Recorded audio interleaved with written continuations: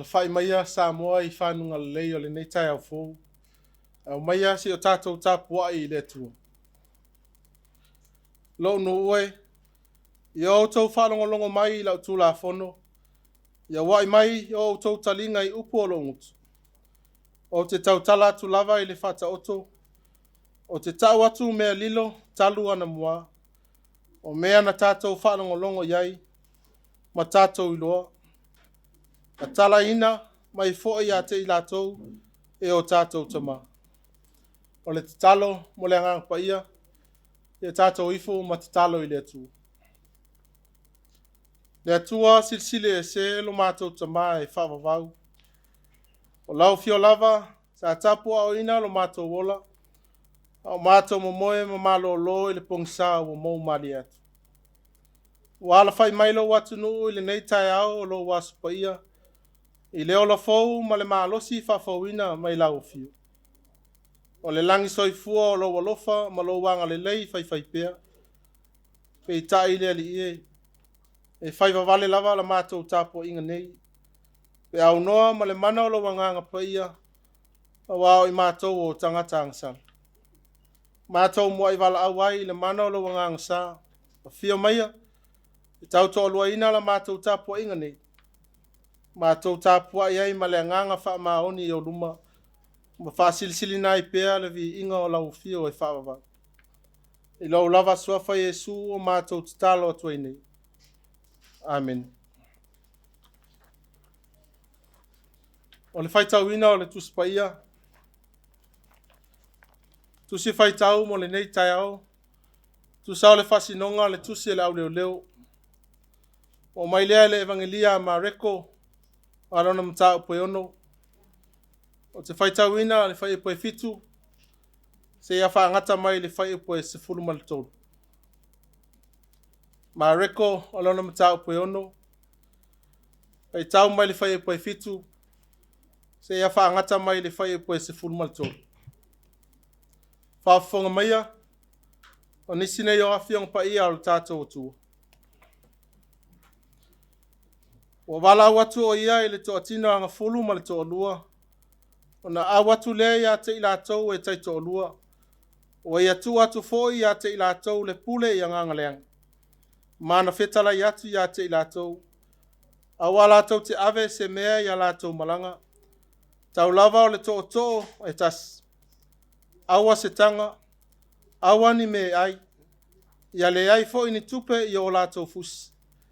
A ia whaase vai ina o latou vai. Awa fo i le tailua ofu e ofu ai. O fetala iatu fo i o ia te ilatou. O se mea tau te ulu atu iai I se fale. I au tau nonofo ai I lo tau wo ai. Ai se le talia o tau. Pe le whaalongo ia te o tau. A o tau o ese I lea mea. I le tau tūtu ai atu ai I le ele nei o tau vai. E whaima mo le mau ia te o tau. Na latou o atu ai lea matala I atu ina ia latou salamo. To telefoi te moni wa latou tulia. E to telefoi o e mamai wa latou whau ina I le suau. Ma wha malolo ina. E wha malolo mai le tua winga upo ala na fiong pa ia. Tātou whaitau ai. E atu mau te pei a te ia. Lona lava vi inga. Nei se yo o I le whawavau lau. Amen. O le launga I le suafa mamalu o le tua le tama. Le alo ma le angang pa ia. Amen. Ma o le matua o le launga ma le tusi sa whaitauina. Ma reko lo mta upo ono. Fia whaungaina se vaenga o le whai upo e fitu. Le whai upo e valu se yo I le iwa. E whai matua. Whafonga o te toi whaitauina. Wa ia tu atu fo ia te ilatou le pule I nganga leanga. Mana fetala I atu ia te ilatou. A wala tau te ave se mea ia latou malanga. Tau lava o le to e tas. Awa se tanga. Awa ne iai ni me ai. Ia le ai fo ini tupe I o latou fusi. A ia whaase vai ina o latou vai. Awa fo I le tailua o ofu e ofu ai. O le manatu au tu e tusa o le whasinonga le tusi a leo leo leo. Ave na o mea e mo mia i le malanga. Take what is essential for the journey. Ave na o mea e mo mia i le malanga. Lona winga e fua le tapenanga ma mea e mo mia i le wha moe ma le aunga tonu o le whainga malanga. Ma sani asa moa i tapenanga o malanga e taifia atupa. O pusa mea ai o kula vai fua i le mamau ma le umi o le whainga malanga. E te tau lava o na iai se tupe. Wha moe mo nisi mea e mo mia. O le wha moe ne ia mau pea i taimi uma. Awa ne iai se fia ai po se fia inu. Ia maua pea le ta mau ainga ma mea tua iai le whainga malanga. Awa le iloa tanga e whai vasa. Pe tua mania le malanga. A o lava matutoe le tapenanga. E iai le taltonunga. O le malanga le na walava ta oso. Wa atotoa ma le lei tapena. O a lava ni whawhatia ta mai. Ma whawhita au le tula i mai. E le aise mea e toe popole e. Pe tai le tusi na whaita wina. O lo manino mai ai le vavao e Yesu o mea ia. A o tapena le malanga o na soo mo le ngā luenga o le tala le lei. Tapena e kariso o na soo e awina atu. E whaatino le whiau ma le ngā luenga. O le malanga le au soo e tala i atu le tala le lei. Tala o le wha o le tanga o le alofa tu noa o le atua e le tangata sala. Lona winga o le malanga wha le wha tua. E le mana o mia ai ni mea se tele. E pei foi o mea wato lau ina mai le whai upu o whai matua. Awa la tau te ave se mea i la tau malanga. Awa se tanga. Awa ni me ai. Awa le avea ni tupe. Awa foi nei tai lua ni ofu ai. Ma nino le wha moe ma le tapenanga e Yesu o nso mo lana whiau ma le tala le lei. E le o se ngā luenga wha le tino. E mana o mia le tapenanga wha le anganga le tangata lava ia. A fua foi le taimina tusia le tusi ma le nofuanga o lo wha tino ai le ngā luenga Yesu mo nso. O le taimi vevela leo o sauwanga le malo Roma i le au kerisian. E mana o mia le wha avave o le whiau ia wha sopoloa tangata uma i le tala le lei. Ia tu maupea i le wha tua i le atua. Ai o le fina ngalo leo keriso na ia vavao ai ia mea. Ai filifilia vae ngai tolu e ave i le malanga e pei o na ta ua. Tau lava o le to e tas. O se e vai ma le ofu e tas. O le ale winga. O le to o le whaatusa o le awhiong pa ia le atua. Ua whaingoa ina inisi o le pelu ma ai. E uu i le lima o le fita tau o le tala le lei. O awhiong pa ia le atua. E mali ai le ngā lala whale anganga o le tangata. Ia whase ina foi i o tō vai. O le atamanino o le se e vai o le whamaoni. Tusa po ala ve lave mga o le ala e whaatino ai le ngā luen. E le solo muli ngofie. E le foi. A wawa ia te ia le whamaoni e ngā lue ai ma le whaalongolongo tinga. Vai ngai tolu. Awa foi nei tailua ni ofu ai. Tasi ale ofu o lo fina ngalo iai le lii. O le ofu o le whatuatua. Ia awa nei whaalua ina e se isi lava ofu. O le whailonga ia tutu mau i le whatuatua. Po wā whainga tā. Whainga tau whaamatau a fita Roma. Ma sauwanga o i le au kerisiano. Awa nei malu e lue. Ia maua apea le whatuatua i le tua. Le matai o le ngaluenga. Le wha moe ma le tapenanga lea Yesu i ona so o filfilia. Na tuu iai ma le pule ia te latou. E tuli ai anga ngaleanga. O lo o tau wha leanga. Ma wha lave le whatino ina o le ngaluenga. Pe ona ta ua mua. O le malanga lea e tapena iai le au soo. E le ta ua ai ni tamau ainga. E le ta ua le tele o mea ai mani vai mani tupe. Paua ia o mea ta ua. O le tuspa ia. O lo iai upo le ola. O se e vai o le whamaoni. ma le ofu o le whatuatua. O le wha moe moe na ia awa na iai nisi mea e lua lua ngia ai le ngaluenga ma le whai ngā malanga. Ia tau lai lava ia Yesu Kiriso. O ia na te au maia le pule ave ese ai a ngangaleanga. O ia e tu mau ai le whatuatua. Ai whaatupuina ai foi le wha maoni ilona lava au ai mai. Sa mo ai, malau whaafonga mai mo mai le ni tai au. O le toi whafangu lea le tala le lei, mea manu o lea ua whae le tātou whainga malanga mo le tau sang. Toi sila sila ane. Sila sila ifo. Po tutusa lau tā penanga ma le ume o le whainga malanga o le tau sang. E tā ua mea ai mawai. Ai maise le te mau ainga mo le malanga, pe tai, e le whina ngalo o le li. Awane avea tā penanga whale tino, maala e puntia ai le ola whale anganga o le tangata. O le vaenga e sili o na tā ua e le sila whanga le atua. Awane i wha mua mua mea ai matupe ma le tamau ainga. Ai a wha mua mua Yesu Kiriso i loto ma mawhau whau o le tangata e tini ai i le manuia le whainga malanga. Le afuanga leo o lona fina ngalo yon so. Tau lava o le toto o le whailonga o le tuspaia. E to manga iai le ngā lala whale anganga. O se e vai o le whailonga o le whaatino ma le whaamaoni o tiute ma valawina. O le ofu e tasi. O le ata ia tātou o ofu i le ofu o le whatu o tua. O le ki lea o le whainga malanga. Le malanga apere amo na whaatonu ai e le atua e tuualo na ainga mo lo na nuu. Ai alu i se nuu e whaasino atu e alu iai. Le i fesili po fe alu iai. Le i fesili pe whape fea ni mea ai mani vai. Na alu lava ma le whatu o tua. E tai e le atua le na whainga malanga. O fea nei u iai.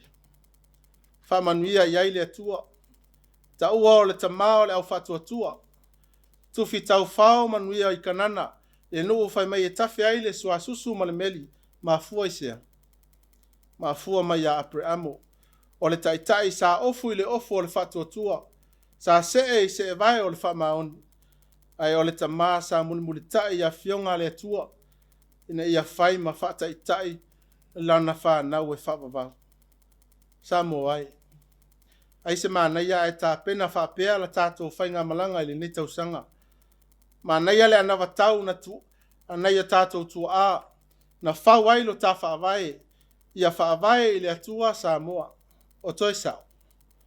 O tau ave pea lea whaavae i le taimine. Ai leo le mafuanga leo le vai manua ai o le amtanga o le tātou savalinga, whaale whatua tua i le netau sanga. Lea ua whetalai Yesu. Ave le ofu e tas, le ale winga. Tu ese le ofu o le wha mawalunga ma le wha sausili. Le ofu o le fia pule ina ua maua le pawa ma le tamau ainga. O ofu na e alua lua masai. O na le tau nuu lea o le malanga. Tau lava o le ofu o le wha tua. E la ngona ai le loto maulalo e whaatino ai ti ute ma whaiva ese. Mai le filosofia le tasi whaifi au.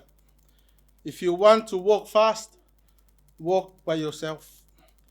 And if you want to walk far and succeed, walk with someone else. Ai manao e te savali te levave, savali na oe. Ai manao e mamao lau savali matau nuu manuia. Savavali whaatasi maisi. Tātou savavali whaatasi mai Yesu e manuia ai le tātou malanga. Se vai o le whamaoni. Whaatino ai o tā walawina. Ai ave se vai o le whaimea pio pio ma le whialo le whai. E le fia sila i ai le atua. O mau ilo lima le tōtō o awhiong pa ia le atua. O le tusi o lo iai upo le alofa. Upo le ola, upo le amea tonu. E whaatonu folau ai na tātou whainga malanga. Na o lava foi ia Yesu. Sa fea ngai foi ma whawhita uli ilana malanga. Ai sa le mawhai e ia mea o na malu e lue ai lona taltonunga e le whaatasi mai o lona tamao i langa. Na o lava i le sa tauro. E le i whaia ina ai lona whatuotua. A o lona maliu, ma lona toe tu mai le oti ma le tunga mau. O le whai longa o lona man maloa ia i whaatasi mai tātou uma. o tu mau ma muli ia te ia ma le whaatotua. E mafuta whaatasi i lona malo e whaavavau. Tu mau atu pēr ia te ia lona lava vi inga nei seio i le whaavavau lava. Amen. Le a tātou pese atu i le atua i lona vi inga e se lau 5 maltasi.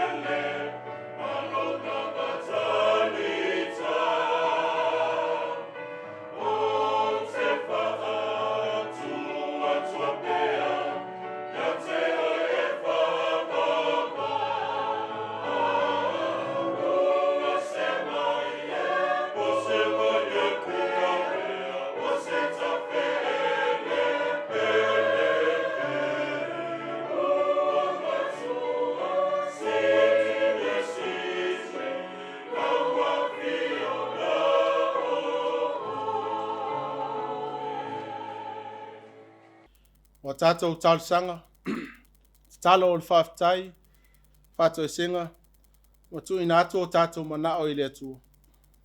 E tātou ifo ma te talo ile atu. Le atua pa iae, no mātou tama e whaavavau. O le atua fōfoa la o fio, ma le afuanga o mea lelei uma o lo mātou wolo. O le atua silisili ese ma le atua mamalu.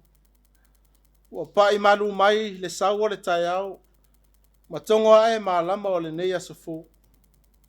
Na langona leo lo matou fatau vaa ma fape. Ua malo pule. Fafitai anga lelei. Ua fafitai alofa.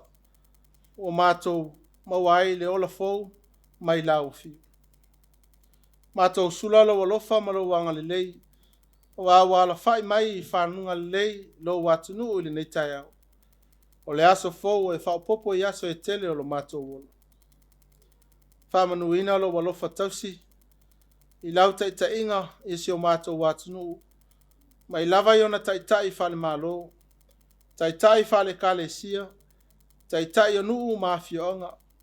Si o lava iona tangata anu. Tai lau tausinga i nei o matou whanau. O le lumanai o le kale sia ma lo matou watunu. I ufo i na afe moe le whai ngā malanga nisi o te maa matina o uso matua whawhine e meise au na sa ngā lulua i lau au mana ngā luenga i leola nei. Ua e tatala o lātou ofu tau. Ma wha mana waina lātou whi au. Tu ua i mātou e tō tele wha au lau ngā luenga i le lalalanga. Mātou vi ia lau fio. Wa o manuia na ia mātou atinae. O pisinisi ma puna oa ese. Ua tua iai si o mātou watunu. E ale si o manga o mātou whaungaina i le aso ma le aso. Whaftai mo sa moa lo mātou tofi ma lo mātou whaasino manga mai lau fio. Mātou whamanuina lo suafa. O na au mea alofa whale anganga. Lau tuspa ia ua momoli mai ai lo finangalo mo i mātou. A o le mana lo wanganga pa ia e wha malama i o mātou tangata. A wālo mātou wola whaatua tua. Silsili le whaftai. O no Yesu ke riso le ali whaola. Le tau langa tu tasi na ia sauni e ala i lona soifua pa ia. Male ato. Lona maliu molanta e tu man malo. Ua whai mata inga i leola o le au kerisiano whaatua i lau fio. Tu mau i lau fio le vi inga. Le whamanu ma le whanetang. Nei se ia o i le whawawau. Mato whaato ese le ali e. Se alofa ma ngalo ia Samoa. Mai lava iona tai se ia o iona tangata anu. Wawa mato le maua le loto whama ngalo. O mato le fesili atu i lau fio ma le mana lo wanganga pa ia. Awa pule lava ia mato whae unga whae. Ama ngalo lo mato soona whao ngā ma le fuafua o meo lau fuafuanga. Wa fua isu inga te tele o le tau wa afia ai le soifua ma le ola o tangata. O whaavai lau fio lo mato watunu. Wa mamau lava lo mato wola ina i le aso ma le aso. Se la mato wha mafa. Wa ave la mato wha mua e ta pena le tele o ta mau a inga e ave ni malanga. Lo mato wola wha le tino. O na ole wa ainga tangata. E ngalo ai ona ta pena o mato loto. Ma lo mato ola wha le anga. O lo mato wola lilo e te fia sila iei. Neli ie. E ia le totu o Yesu ke riso lo mato li faola. Wha maina ai, ma wha ngalo ai, matou, ma lo matou watu. Fo ai, le salamo wha maoni o matou tangata. Ne i o matou au nai, i lawa fio, ma le loto ato. Le atua wha fonga taloi. Wha manuia lawa fio, i so matou watunu. Ma i lava i tina, ma ta maa matutua o tapua ia o matou whaiva. Maua lo lato malos. Ne matou whanau ma lo latou tuputupu wae. Ia latou wola ma te tau i lau fio. O le afuanga lea o le ola manuia. Matou tatalo mo tupulanga o Samoa. Ia ofolo latou wola wa Samoa. E maise lau e kalesia. Manu o maua lo latou malos. Matou mantua tai o le atunu. I totu ngā ma fese sea inga wa iai nei. Ta talo i lau fio ia musu ina pea e loa ngā. Ni ia maua le loto ngā tastasi. Ma le fe oi ia o ofu i le ofu o le whatuatua. Ma se e vai o le wha maoni ia lato tiute whataitai. Wā se manuia o le atunuu ma ona tangata lau tele. Manuia i tai fale ekalesia. Manuia i o lātou whaiva ma walauina. Wā le whaawawina o lau ngā luenga i le lalulangi. Manuia i so se ati nae alo atunuu le uta ma le tai o pisinisi ma wha moe moenga ese mo le manuia o tangata. Ia iai iau wha manuia. Le lalulangi vevesi mai se wha lave whal nātura wa awhia ai le ola o tangata.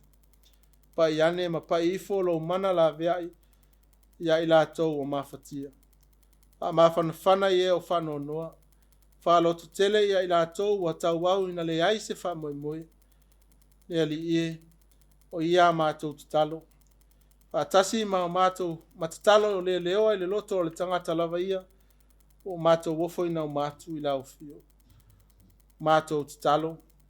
E ala ia Yesu Keriso lo mātou ali ma lo mātou whaola. A le manuia ma le file mua o lau fio le tuol tamā. E lofa sisili ese o Yesu Keriso lo mātou ali ma lo mātou whaola. Ma futaina pea i mātou e lo lava ngangapa ia. Tu maumaya i o mātou lunga, ma lunga o Samoa ma lau whanau i le lalulangi atoa. Nei se i o i le whavavau lau. Amen.